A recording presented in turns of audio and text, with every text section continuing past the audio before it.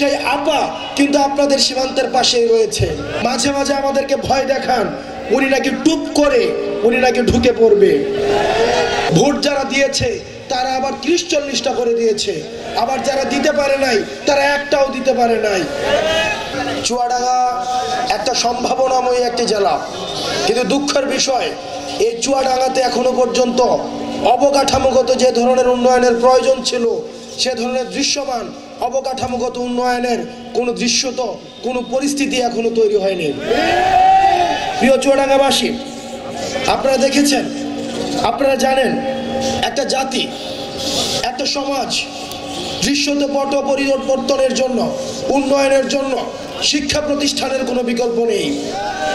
কিন্তু দুঃখজনক বিষয়, চুয়াডাঙ্গাতে উল্লেখযোগ্য কোনো শিক্ষা প্রতিষ্ঠান এখনো পর্যন্ত তৈরি হয়নি।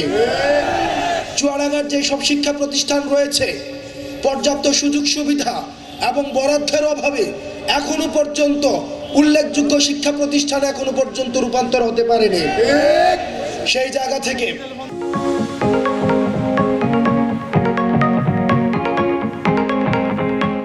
আমাদের প্রত্যাশা থাকবে এই অন্তর্বর্তীকালীন সরকার এবং পরবর্তীতে যারাই আসবে এই চুয়াডাঙ্গাকে অবশ্যই উন্নয়নে প্রাধান্যের জায়গায় নিয়ে আসতে হবে।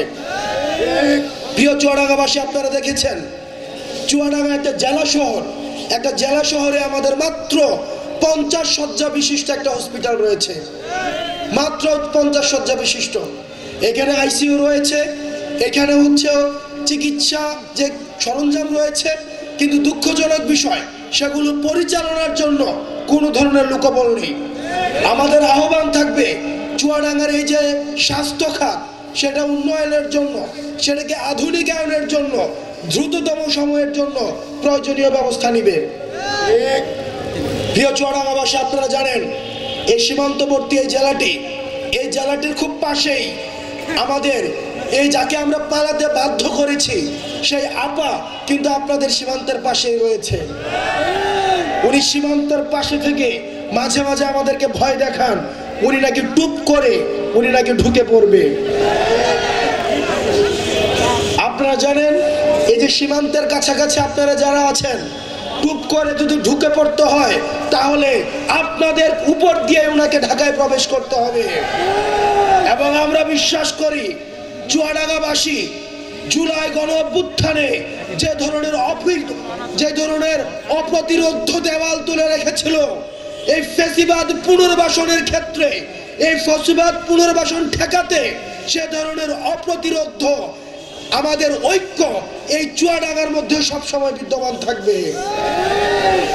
প্রিয় চুয়াডাঙ্গাবাসী, আপনারা দেখেছেন আমাদের বিগত যে 3টা নির্বাচন ছিল, এই 3টা নির্বাচনে কেউ ভোট দিতে পারে নাই। কেউ ভোট দিতে পারে নাই বললে ভুল হবে। ভোট যারা দিয়েছে তারা আবার 30-40টা করে দিয়েছে, আবার যারা দিতে পারে নাই তারা একটাও দিতে পারে নাই।